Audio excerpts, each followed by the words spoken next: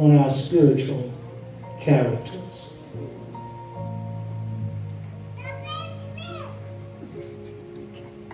What are we in search of? What are our intentions toward God? What are our expectations of Him?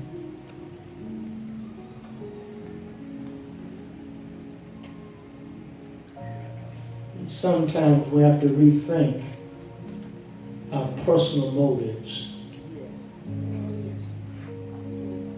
Is He my sugar daddy? Just shows up when I want Him to show up.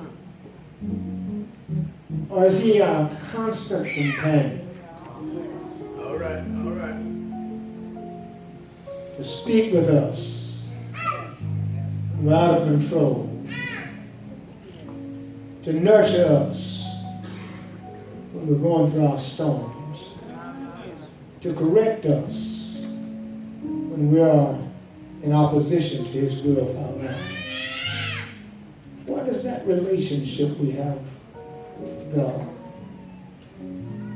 I was in a conversation this week with a prophet by the name of Samuel.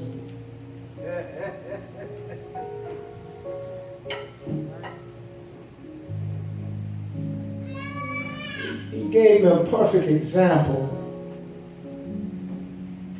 of what it means to just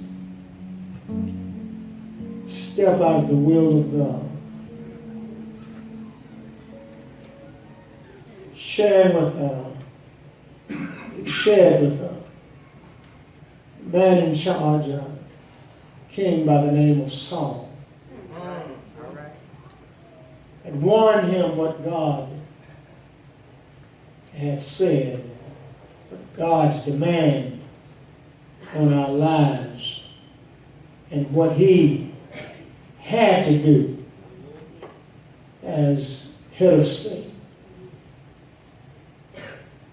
Saul, however, let me just read a piece of this for us. 1 Samuel chapter number 28.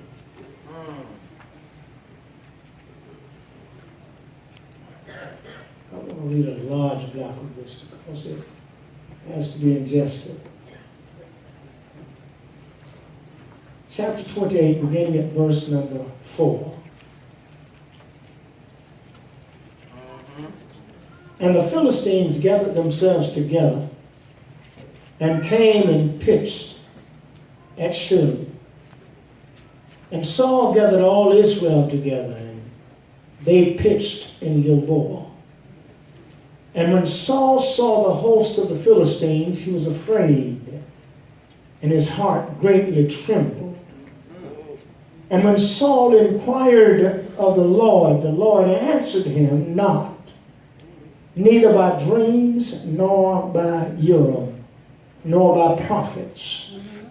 Then said Saul unto his servants, seek me a woman that has a familiar spirit, that I may go to her and inquire of her.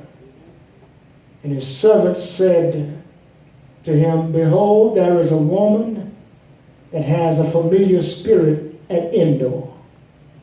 And Saul disguised himself and put on other raiment, and he went, and 2 men with him, and they came to the woman by night. And he said, I pray thee, divine unto me by the familiar spirit, and bring me him up, whom I shall name unto thee. The woman said unto him, behold, thou knowest what Saul has done, how he has cut off those that have familiar spirits, and the wizards out of the land. Wherefore, then layest thou a snare for my life, to cause me to die. And Saul sware to her by the Lord, saying, as the Lord liveth, there shall no punishment happen to thee for this thing. Then said the woman, whom shall I bring up unto thee? And he said, bring me up Samuel. And when the woman saw Samuel, she cried with a loud voice. And the woman spake to Saul, saying, Why hast thou deceived me? For thou art Saul. And the king said unto her, Be not afraid, for what sawest thou? And the woman said unto Saul, I saw gods ascending out of the earth. He said unto her, What form is he of?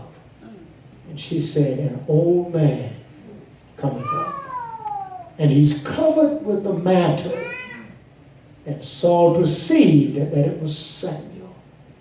And he stooped with his face to the ground and bowed himself. And Samuel said to Saul, Why hast thou discredited me to bring me up? And Saul answered, I'm sore distressed, for the Philistines make war against me, and God has departed from me, and answereth me no more, neither by prophets nor by dreams. Therefore I have called thee, that thou mayest make known unto me what I shall do. Then said Samuel, Wherefore then doest thou ask of me, seeing the Lord is departed from thee, and has become thine enemy? Thank you. You may be seated.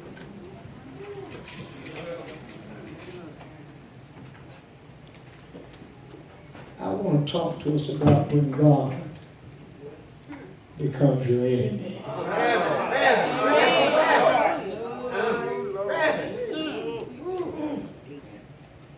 When God becomes your enemy.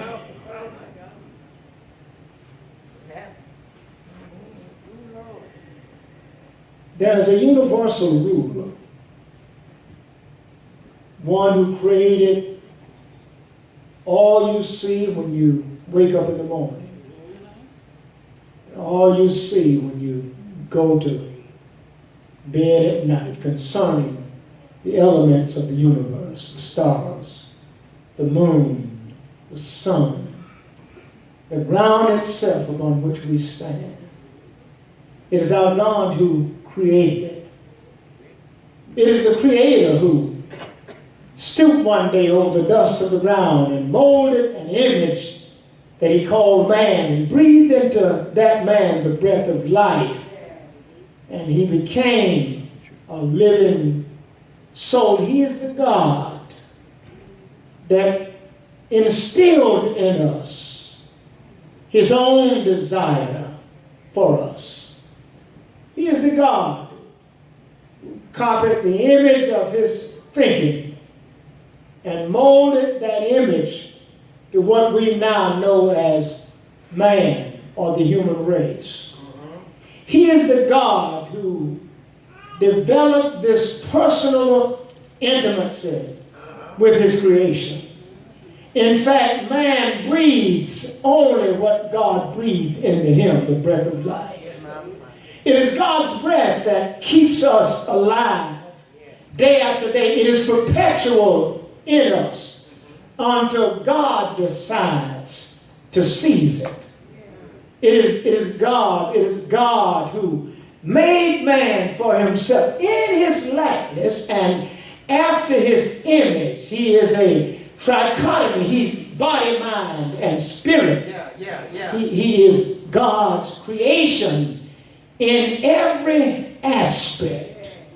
However, God has an enemy that was expelled from the boundaries of heaven, kicked out, expelled, separated, distanced from God, that God didn't kill. He just allowed him to mingle and to linger. And he has sought to build his own kingdom. But I suppose that Satan had the mind that he owned absolutely nothing. That everything he had to draw from belonged to God. You got to understand that you're God's creation. Satan doesn't own you. It is only when he has the opportunity to instill in you those things that are diametrically opposed to the will of God. It is then that Satan has a way of attracting you, of convincing you that he is right.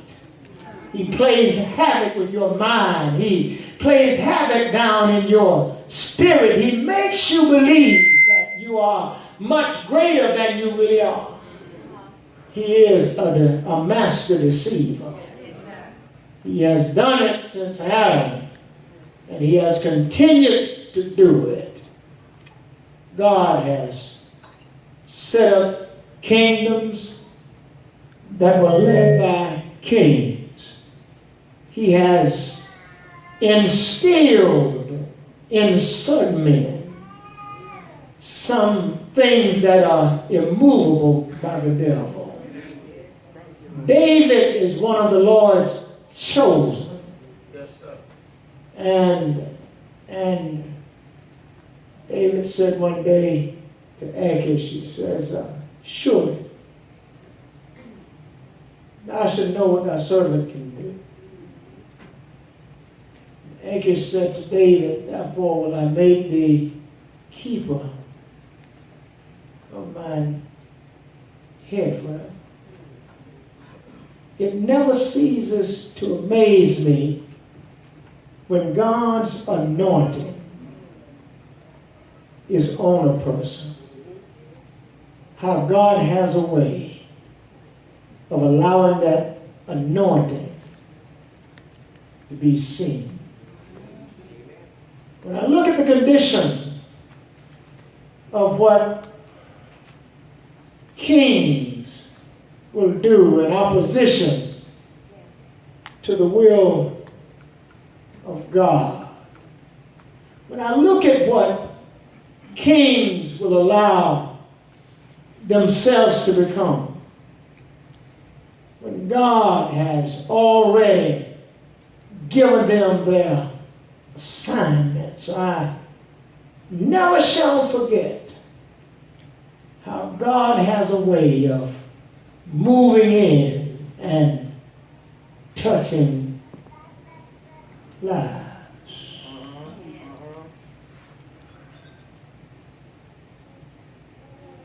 Israel, God's chosen people. Saul,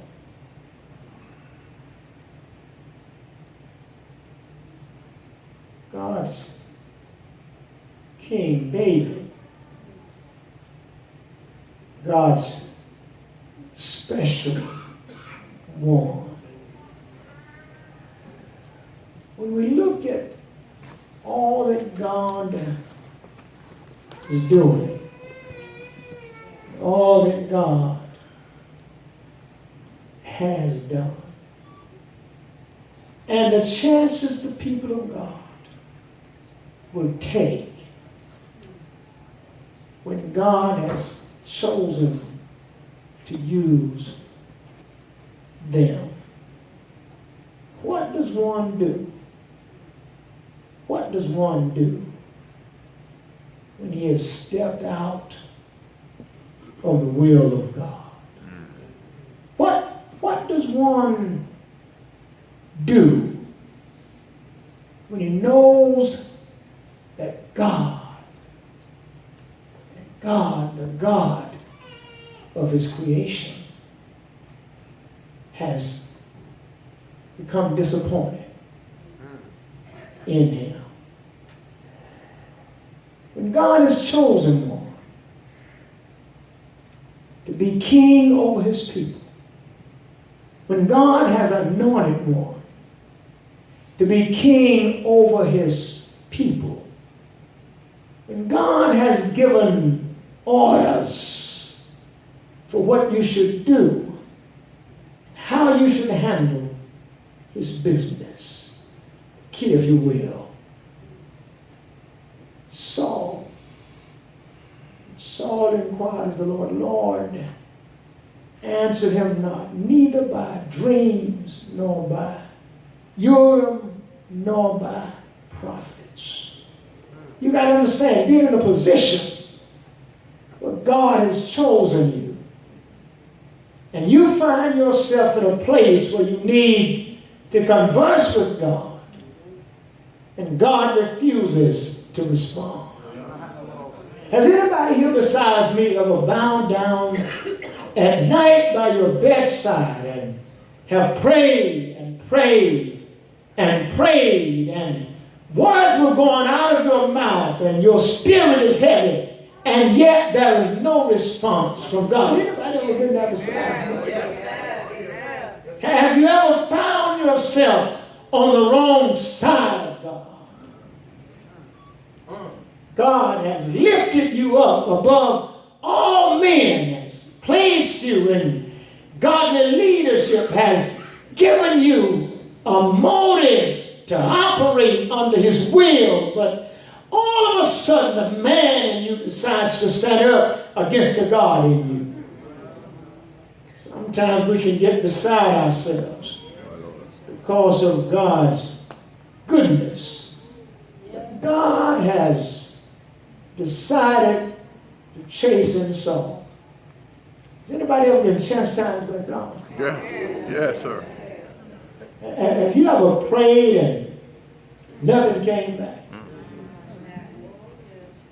Has God ever given you an assignment and you failed to live up to God's calling? He's given you orders and you decided to do it your way instead of doing it God's way? Has anybody here besides me ever gone down the wrong path? And only God could bring you back, and God will bring you back, but he allows you to know how far you've gone off track. God will allow you to understand how deeply you've fallen into a hole that you can never dig yourself out of. God has allowed you to understand that he is God. Yes, he's merciful. Yes, his grace endureth to all generations, and yet he's still God that you don't dare cross. Because there's always a mighty price from crossing God. God had given them orders on what not to do. And yet our king has gone against God. Saul had gone against God. He put all of the soothsayers out. He put all of the Urim's out. He done all he needed to do. And you know, I don't believe in fortune tellers either. I don't want any of them hanging around the church. It's another spirit. But Saul had put them out. But the only thing is, he had not followed the will of God. He himself had become kind of a strong man. He himself had become so self-assured that he could do things his own way. But when the Philistines rose up against him with their mighty armies and their powerful soldiers and their great horsemen, they were warriors par excellence. And Israel was not ready to face this kind of war, especially without God. There are some things that will take place in our lives that we're trying to deal with on our own, but we cannot deal with them without God. Even in our personal relationships and in all we do, we cannot deal with it without God. You see, when you are Christian, you have responsibility. When you're God's child, God should be invited in on every situation in our lives. We should not try to live as secret agents when we're God's children. There's not one single aspect of our lives that God should not be welcome in. No matter what we're doing, we should always welcome him in. Saul had become, in his mind, invincible.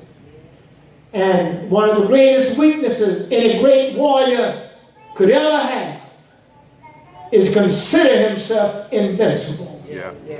Once we come to a place where we think we're invincible and Nothing can touch us. Nothing can bother us. Nothing can damage. Nothing can harm. Nothing can destroy. We open ourselves up because now we're not leaning on God. We're leaning on us. But when God allows us to see the danger of our own personal assurance without Him, we find ourselves in trouble. Can I take my time? Saul saw the host of the Philistines. They're coming at him. The Bible says he was afraid and his heart greatly trembled. That's a sign of knowing you're separated from God. When you become fearful of what God has given you power and authority over it, but your sin and your selfishness and your own personal self-esteem about who you are instead of who God is can always bring you down into a position that will cause you to give in to lesser things. Saul is now giving in to lesser things. Watch it. When he saw the host of the Philistines, he was afraid and his heart greatly trembled. And when Saul inquired of the Lord answered him, not neither by dreams, nor by Urim, nor by prophets. Everything that he had available, God had cut off from him. And sometimes what we have available, we have taken so much advantage of that if you're not careful, when you need it, it will be gone. Our dependency, number one, should always be on God. Always. But watch Saul. He said unto one of his servants, seek me a woman that has a familiar spirit. Soothsayer, if you will. Fortune teller, if you will. He expelled them all. That was in one of his righteous moments. He didn't want that sort of thing going on in Israel. He got rid of them. And I want to tell you, don't listen to the dark spirits.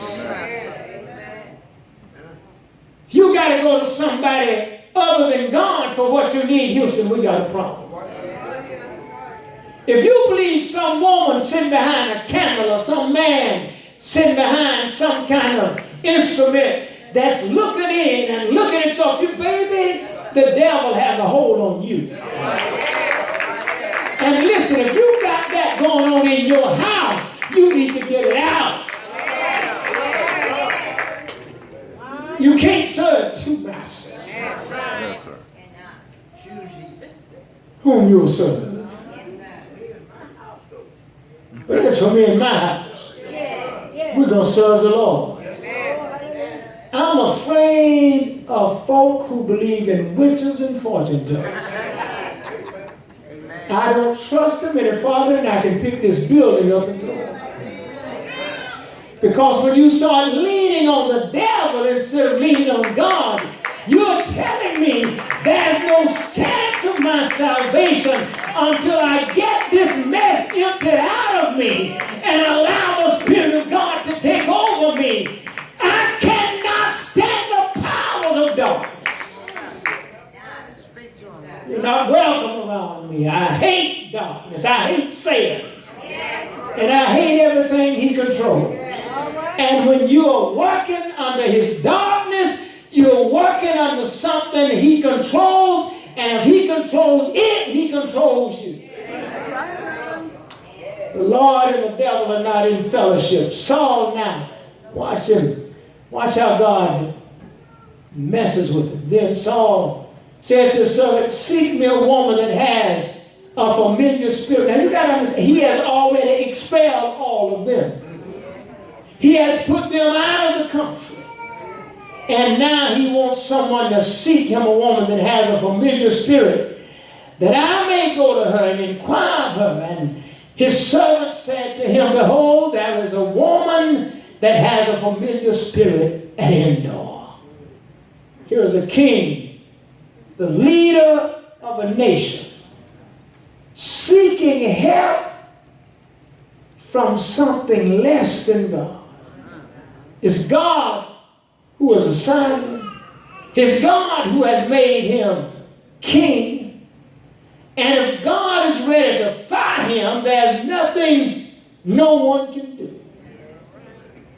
So he goes, disguises himself, and puts on other raiment, and he went. 2 men with him, and they came to the woman by night. Said, I pray thee, divine unto me by the familiar spirit, and bring me up, whom I shall name unto thee. Now you're going to wake up a prophet out of his sleep that has already prophesied to you to come back from the dead and give you a word from the Lord. You had God's word before he died. You already had God's will. You'd already been given what God wanted you to do. But out of fear, you think you've got to have something other than God. And so many people now, I wish it was just out of the church. But you got folk coming in the church with all kind of portions. Like I was now when I wish somebody would try to put some mess on me from the day. I'll turn it back on their head because I know who rules him. Listen, don't you ever dare let the devil think he has power over you. You're God's child. Hear this man, the king of the nation, going to a fortune teller trying to find out some information. That's where people sink when they get out of the will of God. They seek for information anywhere. And when you see folk out of the will of God, you will see them trying to get information from everywhere. King sitting before a Euro, asking questions about what God is doing. The woman said unto him, behold, thou knowest what Saul has done. She's talking to Saul. How he has cut off those that have familiar spirits, and the wizards out of the land. Wherefore, then layest thou a snare for my life to cause me to die.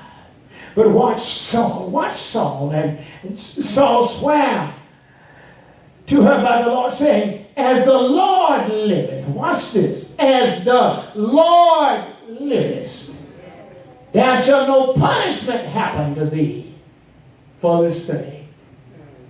He's in a desperate position. And I wonder, is there anybody in the house today that's been in a desperate position?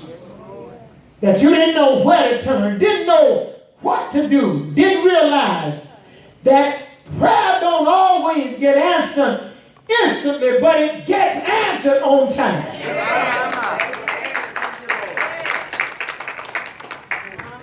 He might not give you what you want right now. But what he does, he covers you and protects you so the enemy can't do you no harm. I love the old song saying, it may not come when you want him, but it's always on time. Saul swore to her saying, and the Lord liveth, there shall no punishment happen to thee for this thing. Then said the woman, whom shall I bring up to thee? He said, bring me up Samuel. I don't think the woman was ready for what she was getting ready to see. Because there's something about a prophet when God has called him from labor to reward. You got to understand, Samuel had finished his earthly ministry. But now here comes Saul, because Saul knew that Samuel was a man of God. Samuel had never spoken a false word from God. Samuel was a prophet that God could trust with whatever God laid on him. He could trust Samuel. He had been with Saul. He'd spoken to Saul. He prophesied to Saul, and Saul now, being a godly man from the beginning, had done away with all the soothsayers. He had cleaned up the city from the soothsayers, and now he's in need of one in his mind. Yes. What he'd forgotten?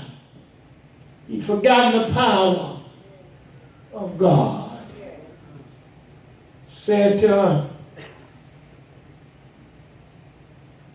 Bring me up, Samuel. Old man came up. He's covered with a mantle. Saul perceived that it was Samuel. Stooped with his face to the ground and bowed himself. I'm going to let y'all go in a minute. Samuel said to Saul, Why hast thou disquieted me? Why did you wake me up? Why did you bring me back here? What's your issue? What's your problem? I'm at rest. I've done my worldly mission. God is satisfied with the work I left behind. Why are you troubling me? Bring me up. And Saul answered, I'm so distressed. For the Philistines make war against me, and God is departed from me, and answered me no more, neither by prophets nor by dreams. Therefore I call thee, that thou mayest make known unto me what I shall do.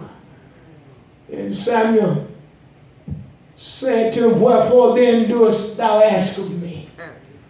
Seeing the Lord is departed from thee, and has become thine enemy. The Lord has done to him as he spake by me. For the Lord has ripped the kingdom out of thine hand, and given it unto thy neighbor, even to David. Saul has come to the end of his reign. There's no way out, even with the prophet Samuel coming forth. What Samuel had always done, he had always prophesied the truth of God. Samuel didn't try to please Saul. He didn't try to make Saul happy. But because Saul was out of the will of God, Samuel brought him a message that Saul could do nothing but receive. You understand, Saul is on his way down a slippery slope that he himself can never get off, because he's wreaked on himself havoc from God. Anything we do that is disobedient from God, we place ourselves in there. How many of us have God spoken to? How many of us have been living and hearing the word of God all of our lives? How many of us just think God is a figment of someone's imagination? And I've got some news for us this morning. The God we serve is real.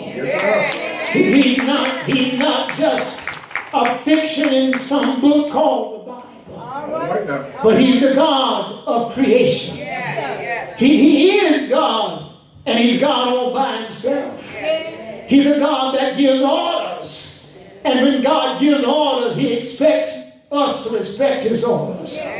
God has given us a way to live. He's given us a roadmap to eternity that is called the Bible.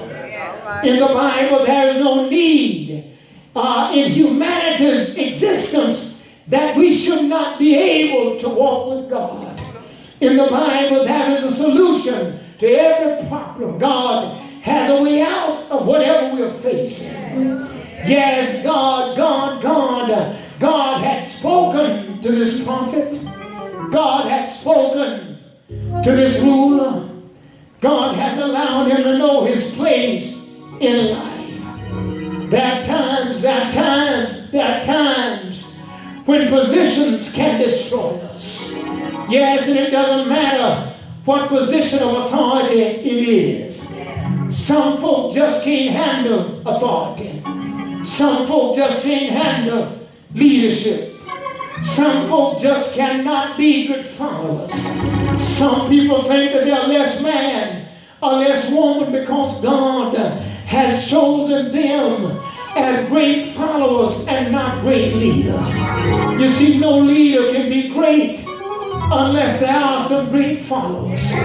No followers can be great unless there are some great leaders. There are positions for all of us in life. Samuel had fallen a little bit out of the walk and the way of his calling. Samuel had gone against the will of the Almighty God.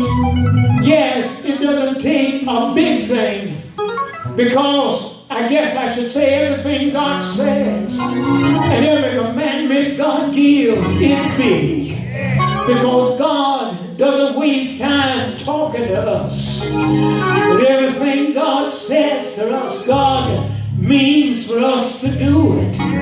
There's never a time when God will waste a single breath. I look at this prophet Samuel as he goes now, I look at Saul as he goes to call up the prophet. I look at Samuel as he has lived by the credo of God's will. I look here at a man that God has raised up to be king over the nation of Israel.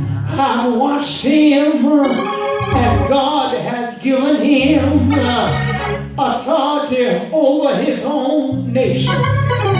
Yes, I watched him as he seemed to be a little weary because of the gathering enemy around him. There seems to be a shaking of his faith foundation. He's now troubled because of what's going on outside of his camp. Yes, his faith has crumbled down to level 0. And he begins to call on the prophet because he wants a word from the Lord. Yes, he calls up Samuel, who's been asleep, and he's sleeping in peace. Samuel raised the question, why hast thou disquieted me? Why hast thou bothered to cause me to wake up from my peaceful and my eternal sleep? I can hear him saying, the Lord has turned a deaf ear to me. I can't get God to answer my call, but I know that you have an insight to the heart of God, and I need you to call up Samuel for me. I need you to find out my strength. I need you to find out where I am, God. But when he called up the man of God, Samuel said, wherefore then doth thou ask of me? See, the Lord has departed from thee, and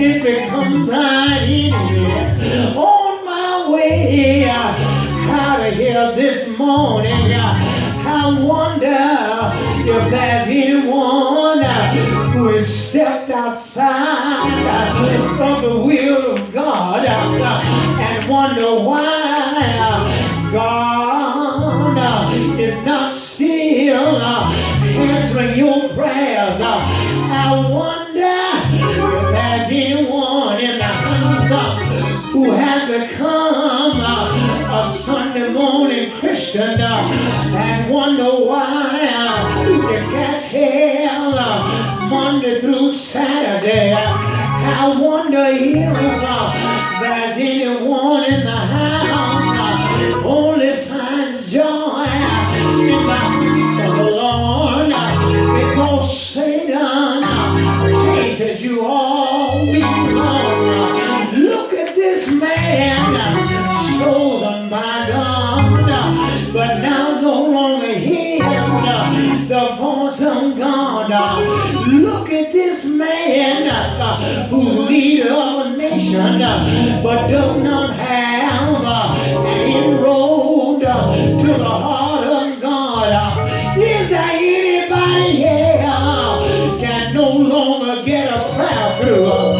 Is there anybody here is wondering about your relationship with God? Is there anybody here who runs down at night and don't get an answer from heaven? Are you the same when you get up as you were when you get down? Chances are you separated yourself from God. Here's a king chosen by God. Here's a man chosen by God and can't find his way into the bosom of God. I want to tell you, if you want to walk with him, you gotta walk more at 8 to 10 o'clock on Sunday morning. If you're gonna walk with him, you gotta walk with him more than from 11 to 1 on Sunday afternoon. If you're gonna walk with the Lord, he has to have a place in your bedroom. He has to have a place in your living room. Has to have a place in your closet, on your job, in your car, everywhere you go. You gotta make room for the Almighty God. The last thing you want when you bow down, when you bow down, don't let God turn his back on you. You want God, you want his face to shine on you. You want his glory to cover you. You want his joy from the crown of your head to the sole of your feet. Joy, joy. You want joy. Joy in the morning, joy at noon, joy in the nighttime.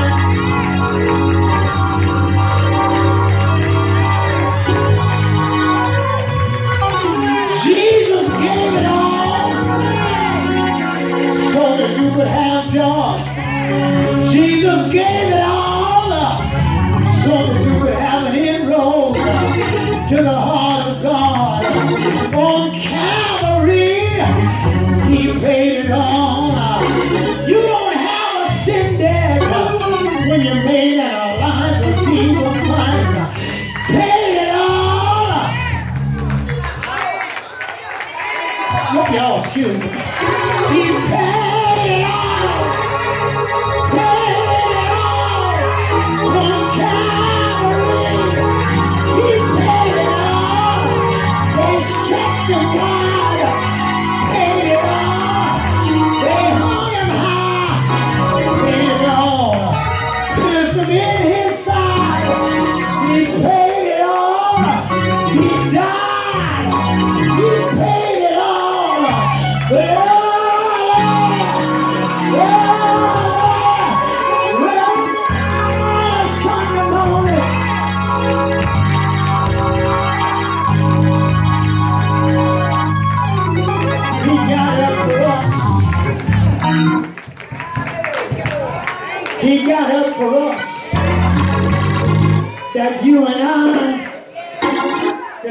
right to the tree of life.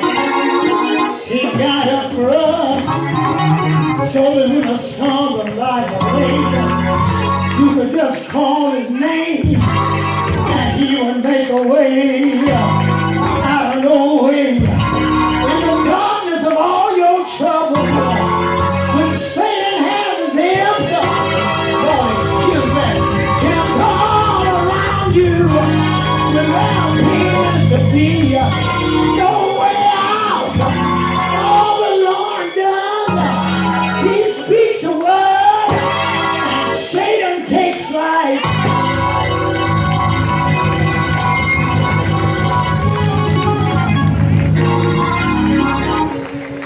Everything you need, everything you need, everything you need. He has it. Satan reminds me of my old Uncle Bill. Uncle Bill was a hunter. He could shoot a fly off a bird's head. But his best work wasn't his shooting. He liked his possums alive. So he set traps for them. You can't do Satan any good dead.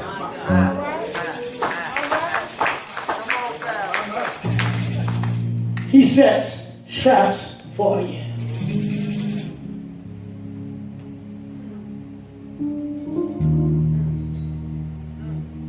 He gives you attitudes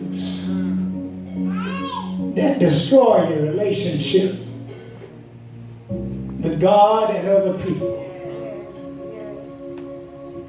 He messes around in your spirit, convinces you that there's nothing wrong with voodoo. He has a way of messing with your mind and positing you so that God has to break down 1,000 walls to get to your heart. Satan will make you hate folk for no reason at all. Yes, sir. Yes, sir. Ask a question. I've done it sitting in my office. Folk have come to repent about not lacking. And I said, what is it? I just don't like that fake smile. But fake you one.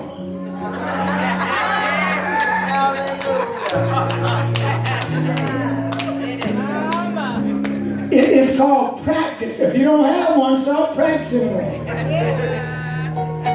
Sooner or later, you'll get one. Because it'll go from your lips, trickle down to your heart, and come back. That's when you have a real smile. When it comes from the heart, it starts at your lips. When people don't have one, you start doing it with your lips. And it'll trickle down to your heart. And when it goes to your heart and comes back to your lips, baby, you got your smile. And folk know when it's real and when it's not. I'm going to share this with you. My biology teacher said one day, he said, you know, it takes a lot less muscle to smile. He said, lazy folks should smile all the time. He said, because it only takes 3 to 5 muscles to smile. But it takes about 111 to 113 to frown. He said, if you're lazy, smiling is the easy way out. Because it don't take nearly as many muscles. Now let me hear something. This wicked one is always working. He didn't stop with Samuel. He has come through every generation of humanity. And he's still in the business. of trying to take us out. And what Satan will use on you, he'll use your last fault first. And then he'll run a gambit of your faults. Listen, don't let him do all the talking. When he starts talking about your faults, tell him, oh, I've been forgiven for that one already. Oh, yeah, I repented for that one too. Don't carry your faults to bed with you. When you go to bed at night, ask God's forgiveness, and you go to bed clean. When you wake up, if you had a dream that had some stuff in it, ask God to forgive you all through the day. Ask God's forgiveness. Listen, you don't have an albatross around your neck. You are God's children.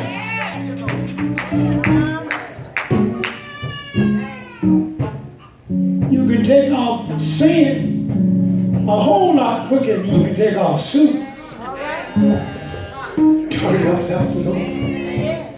You hear this morning?